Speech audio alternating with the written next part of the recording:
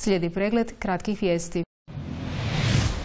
Zagrebačka županija poziva poljoprivrednike sa svog područja da se jave na 6.500.000 kuna vrijedan javni poziv te ostvare bespovratne potpore u maksimalnom iznosu od 150.000 kuna. Javni poziv je otvoren do 15. studenog 2020. Potpore za spomenuti 6.500.000 kuna vrijedan javni poziv u poljoprivredi će se dodjeljivati za ulaganje u modernizaciju i povećanje konkurentnosti poduzetnika u preradi i stavljanju na tržište poljoprivrednih prehrambenih proizvoda u sektoru povrćarstva, cvjećarstva, voćarstva, vinogradarstva i vinarstva te stočarstva i ekološke proizvodnje. Potpore se mogu dobiti i za edukaciju i stručno osposobljavanje, razvoj proizvodnje i marketing, ulaganje u razvoj nepoljoprivrednih djelatnosti i usluga na ruralnom području, poput vinotočja i kušaonica, ulaganje u sektor šumarstva itd.